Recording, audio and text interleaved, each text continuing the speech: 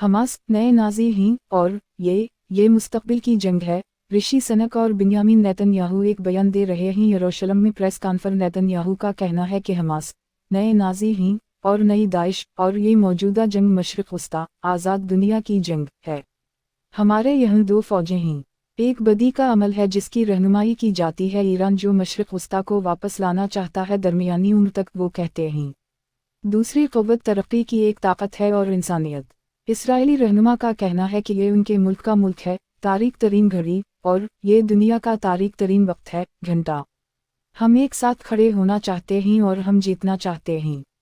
वो मज़ीद कहते हैं। वो मिस्टर सनक से कहते हैं कि इसराइल को बरतानिया की ज़रूरत है हिमायत और पूरे बोर्ड में इत्तेहाद। मज़ीद कहा कि हमास दुनिया के बदतरीन इफ़रीत हैं सयारा।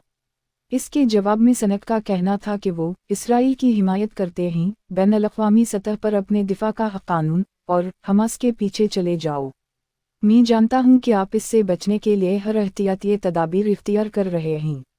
बराह रास्त मुआहदे में शहरियों को नुकसान पहुँचाना हमास के दहशतगर्द जो आम शहरियों को कैद में रखना चाहते हैं, वो मिस्टर नेतन्याहू से कहते हैं कि रास्ते को नुकसान पहुँचाता है। हम तस्लीम करते हैं कि फ़लस्तीनी अवाम मुतासिरीन हैं। हमास के बारे में भी वो कहते हैं और मज़ीद कहते हैं कि वो खुशामदीद कहते हैं इसराइल का इंसानी बुनियादों पर रास्ते खोलने का फ़ैसला ग़ज़ा में। इन्होंने मज़ीद कहा, आपने इसे इसराइल का सियाह तरीन शहर करार दिया। ठीक है, तो मुझे आपके साथ यहाँ खड़े होने पर फ़ख्र है, इसराइल के तारीक तरीन वक्त में आपके दोस्त की हैसियत से। हम करेंगे यकजहती में और आपके लोगों के साथ खड़े हो जाओ और हम भी चाहते हैं कि तुम जीत जाओ।